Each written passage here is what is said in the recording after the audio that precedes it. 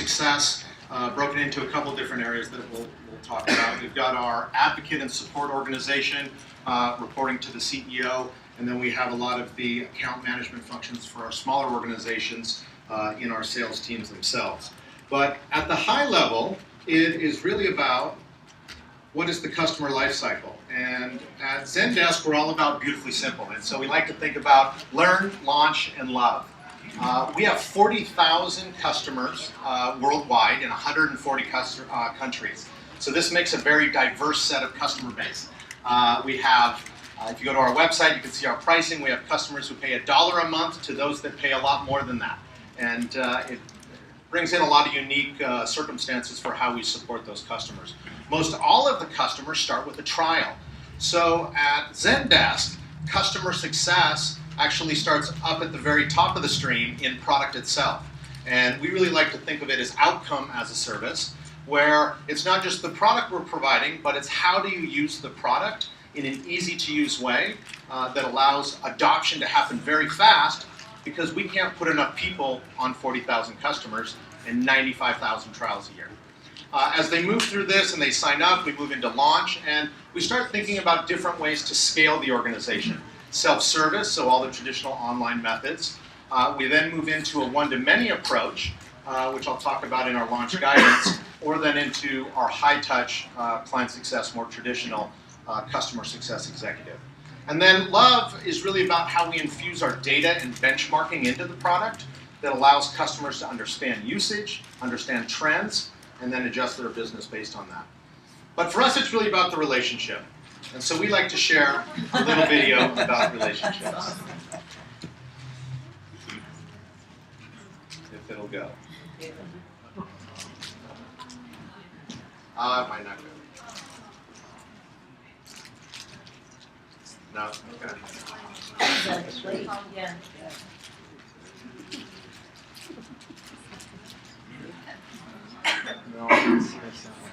All right, well, you can see it online. It's a fun, cute little video about relationships and customer service. So within our organization, and specifically within our customer success team, we've broken it out into 4 areas. For our high-end customers, again, this is more your traditional 5 to 7 year veteran who's very detail-oriented, outcome-oriented, good with interacting with C-level executives, as well as also project managing and working through the detailed projects. And for us, really about program managing, right? It's about a lot of the triage and organizing marketing, organizing product, organizing the advocates to an outcome from that perspective. We like to look at QBRs, health scores, these different kind of traditional check marks. Within the CSM org, this is really launch guidance. And for Zendesk, if we can get them out successfully, we can move them from launch into smooth sailing. And this is an important part of our organization. So about half of the team, there's about 10 people in this org, and this is light project management, right? So there are different levels, and this is included in part of our enterprise plan for our smaller customers who don't pay for traditional professional services. We talked about data and how we actually integrate benchmarking into our product. And so of our 40,000 customers, 16,000 of them anonymize their data to share within different customers. And so we use that and map that into good data is who we use. We OEM that and use it internally to run our business.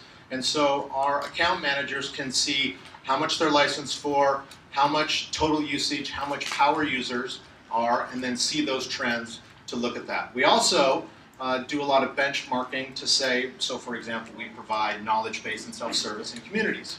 So we can do a direct correlation to increase in self-service and community usage to a decrease in ticket usage, or correspondingly proactive calls for the vice versa.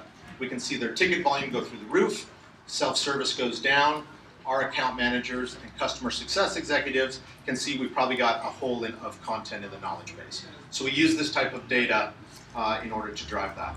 And then we also take, as a promotion path for product people who are looking to move out of that into more of an external facing role, and we've got someone who's actually focused on understanding the use of the products and can do the direct correlation to the roadmap with our high-end customers, and then map that back into our service organization.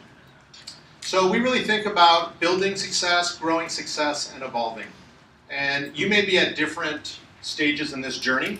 For Zendesk, the customer success organization is only a year old. Being a 7-year-old company, we only had sales reps for 3 years. So the product has very much been the heart of the organization. Our advocate and support organization has really been the soul of how we drive success with our customers. And then the data has really been our guide. So I think we're all aligned on who to hire for, right? We need smart people, people that can push back, hold senior level conversations within our CSE aspect. As you saw, we defined our customer journey, and that's important to understand how you want to align the organization, because it can't just be the customer success team, right? They can be the tip of the sword, but it's got to be the organization between product, marketing, and sales around that. And then for us, starting out, it was really around starting to segment the customer base. Get to the top X customer and align around that. As we've now moved into growing success, right, it was then understanding the journey as you go from need and find to buy and get, use and support, building loyalty to buy more. Do we have key metrics? And where have we aligned them to top line or bottom line? We then put the team on regional goals, and we defined a health scorecard that was more outcome based on either product usage, QBRs, more activity. And then as we've evolved into some of the teams that have smaller amounts, maybe 10 or 12 accounts, now we can put them on a book of business that is not only renewals and retention rate, but also expansion. And then in addition to that, some individual MBOs. So think about where you're at on the journey, and you can define that based on outcome, based on team, or based on individual. All right, thank you. You get to play musical chairs. Yeah, that's it. Good afternoon, everyone. I'm David Liebermann, VP of Customer Success at DemandBase, right down the street here on Howard and Beale, about a 6-year-old marketing technology company. Our customers are marketing professionals, and we hear from our customers all the time these things. People in their company telling them their advertising doesn't work, their website isn't effective, and all the leads are bad. Ever hear several people say that? So we recently launched just last week at our conference at AT&T Park last week at the B2B Marketing Innovation Summit, the B2B Marketing Cloud. B2B Marketing Cloud, it starts with our patented technology for mapping IP address to company and enabling marketers to see specific companies across the web, audience management and segmentation solutions, performance dashboards to see the effectiveness of campaigns across multiple channels, programmatic B2B advertising, enabling you to target specific companies across the web, and marketing and CRM connectors to enable you to enable our customers deploy our technology into the marketing tools they've already invested in, like content management, multivariate testing solutions, et cetera, et cetera. We have 3 sets of solutions: advertising, targeted advertising solutions to enable our customers to show their display ads only to companies that are in their target market with zero waste advertising; personalization solutions to deliver targeted content to drive conversion through shorter forms, consulting services, and go-live services. So for customer success managers, what we're really looking for, we nailed it down or narrowed it down to five things. And we know, first off, that we're not going to find all 5 in one individual. First, of course, we want somebody that is passionate about customers and has incredibly successful track record in customer success. We want people that understand marketing technology, understand from chat technologies, marketing automation, multivariate testing, analytics, to understand website optimization technologies. We're 100% focused on the B2B market, so B2B focus, very different than B2C, very different considerations than B2C, so people that have that background, we find that they have a much greater ramp, not only in sales positions, but customer success positions as well.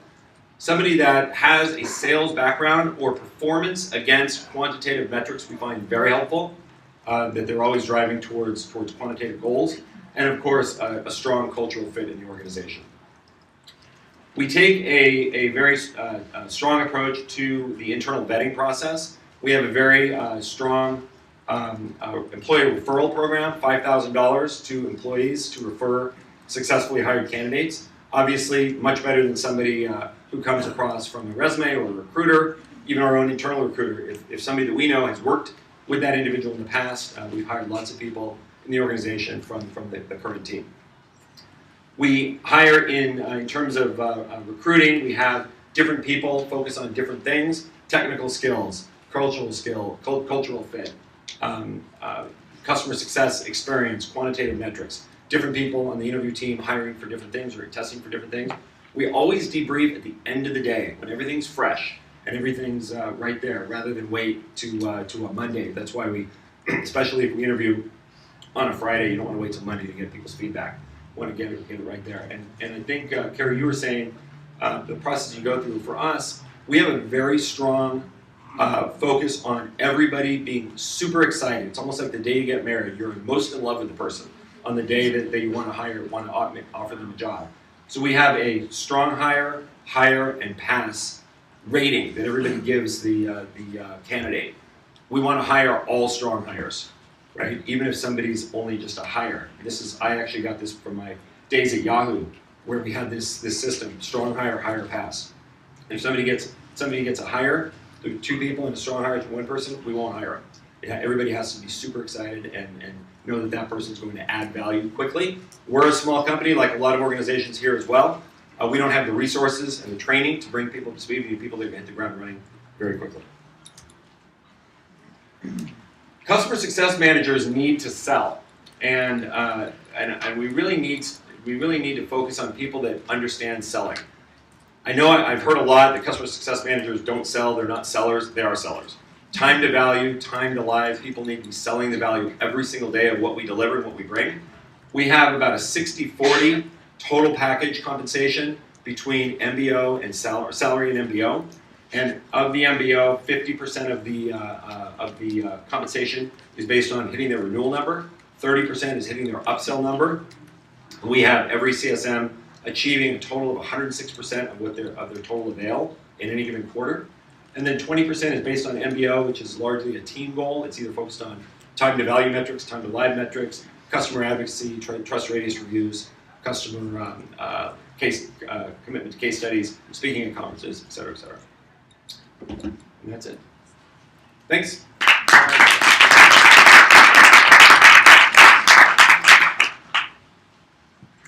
Hello, I'm Omid Razavi with SuccessFactors, now SAP.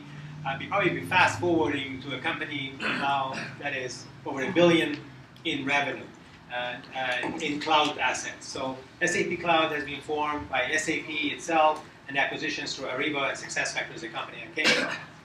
Go to the next slide. Just a little bit about SAP. Actually, another event I mentioned with SAP, somebody said my dad used to work there. It's actually a company that's been around for 40 years plus, and now is serious about accelerating the cloud. About 35 million users, 30 applications, and the approach that we actually take in selling our application is very start anywhere and go everywhere. It's very on-ERP-like.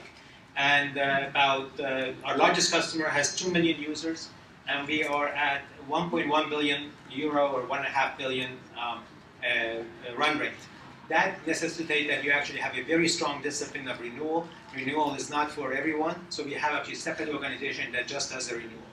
The next slide, where we talk about what those applications are. We are around human capital management, HR, people, CRM applications, customers. These are all cloud apps. Supplier, which are the Ariba, as well as money financial systems. And we have a social platform that will tie all together. In the next slide, I will talk about probably 2 takeaways. We've been in customer success business. SuccessFactors has been for over 10 years. And we've come to the conclusion that the goal of customer success is to drive business growth. Thank you. To drive business growth. Can everybody hear me? All right, very good. So I'm going to start all over again. I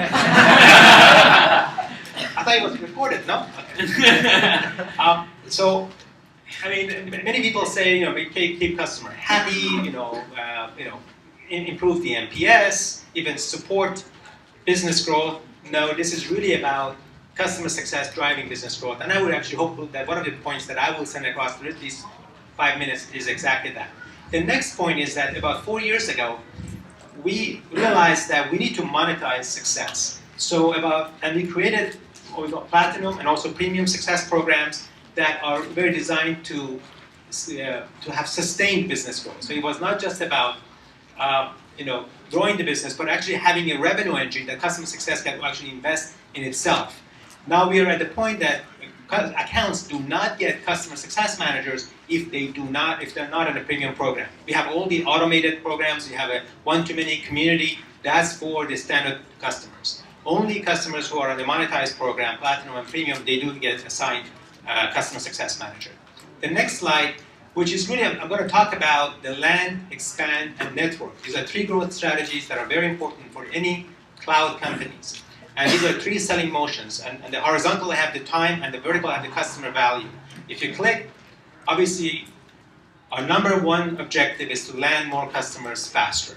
And that would be looking like this. If you go next slide, which starts with awareness, lead, evaluation, customer buys, they get onboarded. If they have a freemium model like a Zendesk, they onboard before they buy, and then you deliver support and success, and you get to a point of renewal. What I have there in green for onboarding, delivering, and success, that's really primary function of success. The ones in red are by sales, and the yellow are shared.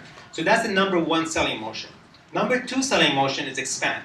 And it's really about expanding deeper use, right? And it's not about just login, but actually ensuring that your users actually go to voluntary area of applications. If they are doing activity and task, how will they do it? If they're filling out forms, it's a CRM application that you're filling out forms or performance evaluation for HR, how completely they are completing those forms. So it's really about deeper and expanded use. It's about KPIs. Each of your applications have KPIs at the business level that you want to prove to your customers that you're the economic buyer, that you're delivering value, and then outcome, business outcome tied to, as was mentioned this morning, improve revenue, reduce costs, improve customer something, satisfaction, retention, and so forth, and improve employee something, engagement, and so forth.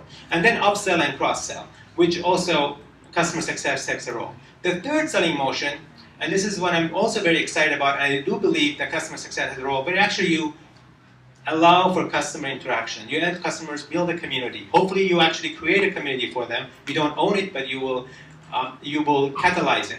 And you create crowdsourcing, and eventually create a marketplace, and that would be another way for growth. So for all these 3 selling motions, customer success is a connective tissue, if you will, from the initial sales to the follow-on and growth. The next slide, it just gives a sort of idea of where we are. Actually, we're supposed to build up, but we don't have time. So I'm going to talk about a strategic and functional buyer. People who actually buy your software, application users, and the technology decision makers in your company. Each of them have different expectations. So what are the customer roles? I put some numbers in there to estimate number of users and executives. What are the success services that you want to deliver targeted for each of those line of business? And one thing that we realized that you cannot have same customer success manager meeting the business, application, user, and technical needs. So we actually bifurcated into customer value manager and customer success manager, and renewal is done completely separate. We're actually creating a 4th category just for onboarding. And lastly is, if we go to the next slide, it's about how we do hiring. So we look for customer and data skills. People who actually have a strong customer skills. We know about customer relationship skills, data analysis, synthesis, insight, dialogue, and action. It's not just enough to know the data, but be able to actually to initiate a conversation, a dialogue with the customer, and also help take actions, either themselves or through customers. We look for 3-year plus experience in related fields. I really see the customer success managers as the next generation salespeople. If you look at some of the things that are happening actually, is that you're looking for people who have empathy with the customers, who are very data-driven, and can actually make things happen. So this is really the next generation. And we hire from wide group background. The compensation are along 3 lines. Business growth, we talked about customer success, NPS and CSAT, as well as the practice development, giving back to the firm. Each consultant, customer success manager has a mentor and do innovation and knowledge-based contribution are measured on those. And career track are 2 kinds. One is along the management. They actually get more assets, more accounts under management. They become directors and VPs, and reporting all the way to the chief customer officer. They also grow along the leadership track. Product success, programs and packages developed for others as part of a COE to make sure other customer success managers are successful. Thank you very much.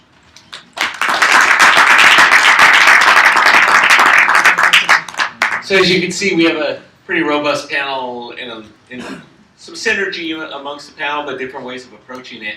Love to hear questions we have for our panelists. Feel free Gentleman up here in front.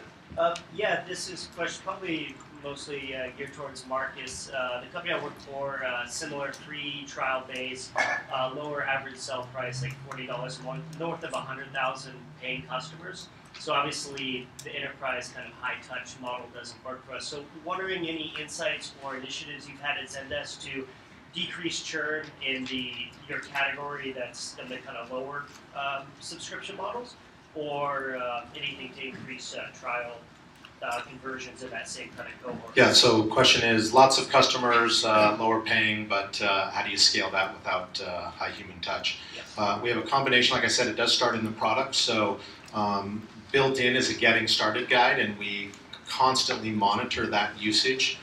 We've integrated videos, little short 2-minute videos on how to do it, so you can see the function, watch the video, and implement it from that standpoint. We also have in the sales org a one-to-many team that then is following up on the trialers and their usage based on kind of their product usage score.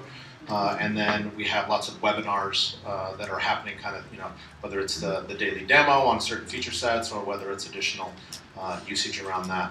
I talked about the launch guidance, which is then there's kind of 4 levels in that are just different levels of kind of project-based. It's almost kind of like lightweight project management where the customer can self-guide themselves through that, and then they can get a score as part of that and stay on track. And then of course we have all the e-learning aspects as well. So you have a dedicated one-to-many team? Dedicated one-to-many. Yep. How many accounts do you give each rep? Do you have like a number? It's not, so we've got, there's 3 guys focused on 20,000 customers in a one-to-many scale, right? And then, Cool. Thank you. Good question. Other questions from the audience? Love to hear your thoughts. Good room. Gentleman in the back. Yeah, I think across the board, a lot of you had team metrics, and some had team and individual metrics. Could you guys talk about how you decide how to figure out what that mix is and which metrics you use in both? Yeah, for us, it is, we wanted the great majority of compensation to be individually oriented with a strong emphasis on renewals, but we have a very team-oriented culture in our company, and even more so probably in the last year. So 20% felt about right. I mean, it's not an exact science, but a team goal towards, that does shift depending on what we're trying to emphasize. We just launched a new product. So in Q3, I'm sure we're going to have goals. The team goals will be focused around, some metric around adoption for the new product. So ours is 80-20. I've gone back and forth between the team MBOs versus the individuals. Always for the individuals, I always have a personal goal to, somehow doing something good for their career or different things like that. But I've seen where some will do the retention rates and the churn basically as a team goal because the portfolio is so diverse, and you have, so for instance, in our case, I have customers that buy our product in Silicon Valley that are very tech savvy, and they'll adopt without the CSM even being involved because they get it, they know what to do. But then you have GM, the Midwest, who they will not. It's like pulling teeth to get them to do anything, and so they're going to be a lot slower growth than say something else. So I'm right now I'm doing it per their portfolio. So now it is individual per their portfolio. I'm looking for certain metrics from churn and retention. I want to add that we do both team and individual 50-50. Team are all open book. We use our own performance and goals software from SuccessFactors, so everybody knows how well they're doing team-wise. Individually, they are basically rated by their managers, and that's through one-on-one conversations. From the Zendesk side, we do a lot by segmentation. So for like the company employee size, kind of sub 1,000, our customer account managers in the sales org, they'll handle 100 to 200 accounts, and theirs is individual based on a renewal and an expansion quota. For our customer success team, which is then focused on our segment higher above 1,000 employees that are spending more. That kind of started out in the beginning because it's a newer org where it was kind of just do the firefight chasing, right? Solve the problem, ensure the renewal, and then as that became more organized, it became more activity based, and then they were still jumping on different accounts for a team until we could kind of get to a maturity level where there's 15 to 25 accounts, and they could have a specific set of customers with a renewal rate partnered with 1 or 2 sales reps from that side. So we actually, go I ahead. just want to add one more thing. I mean, our team goals are always focused around how we get our customers from satisfied to loyal to advocates. And it's when you have the advocates that help us acquire new customers around case studies or speaking arrangements. Or speaking spots. That's key focus of our team-oriented goal. So we actually use our product at Gainsight, so we measure, surprise, but we measure scorecards. We use our scorecards as a basis, so we take a median score and we measure that every quarter as a team growth goal. So my team's watching that, we're driving it across both depth and breadth of the customer, so looking how wide and how deep they're using the product.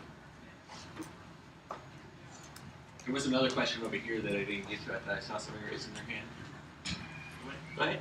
Now, you guys all talked about your comp plans. I'd love to talk about whether you have the ability to earn above 100%.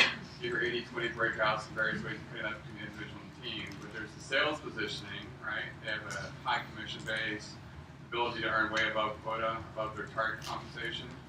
And then there's the customer success team. How do you guys treat customer success relative to sales? Can they earn above 100%? At Zendesk today, no, it's just they can't go above because that's on the sales side. Yeah, I want to say that most customer success managers are not really comped and actually selling. What we do actually, we identify qualified leads for sales to close. We are part of a larger SAP, so we don't want a CSM, for example, to sell a $50,000 deal to the same account where a $2 million deal is being worked out by the SAP account executive. But we keep track of those progress, and then your question was on the over 100%. No, it's usually at 100%. Typically, the intangibles are important. They get accounts, they get to mentor others and grow and get a faster and the growth path. It's a little different at DemandBase, so absolutely. So there are accelerators above 100%. In order to achieve so there's accelerators on the renewal portion and accelerators on the upsell portion. In order to achieve accelerators on the upsell portion, you have to hit at least 100% of your renewal portion, because that's where we want the emphasis and the focus. And then there's also spiffs on how they work with their new business sales counterpart on bundled deals. So there's quite a bit of opportunity for upsells. As a matter of fact, we had a great quarter last quarter, and my team was very happy that we great money. Yeah, and at BlueJeans right now we're only at the 100%. We're not above, but I'm looking at ideas around kind of like the sales accelerators where they get extra, doing something and getting extra. And so I've been kind of socializing it around with other people to see what kind of ideas they have. So I do want to introduce something like that. So we've got about 5 minutes left, so probably time for one more question. We have one up front. Yeah, I mean, you guys talk a lot about measuring your CSMs on like renewal. How much do they feel responsible for really increasing usage? And thinking about each account and mapping their current usage and creating that over time.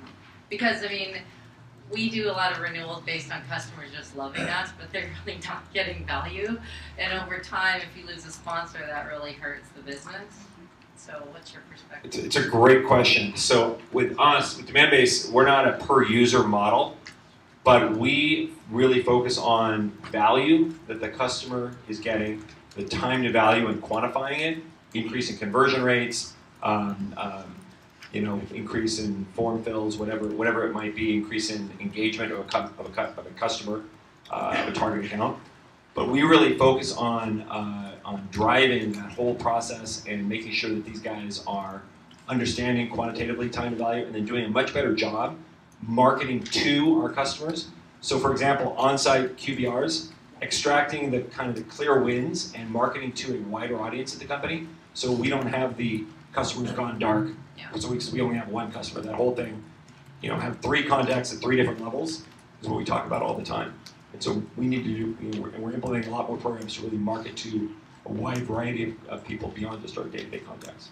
So we at Gatesite track the ROI. That's one of our questions of our EBRs is what is your ROI of our product, right? So I, as their manager, we walk through that with our larger customers and our smaller customers. There's a tight eye on focus of adoption and value, right? So the value is the customer getting the value. If they're achieving it, we know the renewals are going to happen, and we know ahead of time if they're not, we try to realign and find out why and adjust to it. But the eye's got to be on that ball. I mean, it has to be. It's We track a lot in this onboarding, this launch guidance phase. We were able to take a cohort analysis and actually see almost a 50% increase in feature usage across 10 main features. And for example, we have a really high correlation rate if we can just get a customer to use one of the apps from the App Store, the conversion rate significantly goes up. So I would say our customer account managers in the sales org feel responsible for the renewal. Our launch guidance managers feel for product usage. Our CSEs feel responsible for retention, and then we really measure executive relationships of our top customers. How many of our executives have a cell phone relationship with our customers' executive, and we measure that as a way to measure relationship. And then we're big on NPS. I know a lot of people are. We've actually correlated NPS, though. I've signed up for increased sales in the year based on NPS increase. We have two groups. One is customer research that does the NPS and customer satisfaction. They look at basically the averages. But we also have a group that we call COE that's focused on success science. And these are actually data scientists that actually not only extract data from our systems in terms of customer usage adoption, but also they come up with the dialogue that we think that we should go along with the conversations. And then we have hundreds of CSMs around the world. They actually use it and they provide feedback. So we have a way of actually learning from our best customers, typically the ones that actually work at using our product in a way that could be, we can turn that into something that we can do, like turn the flywheel and do a lot of it. And then through the centralized success science group, we actually get that out and we can get pretty good feedback whether that's working or not. And a lot of expectation from CSMs is actually be able to provide feedback, timely feedback for us so we can get better in our practice.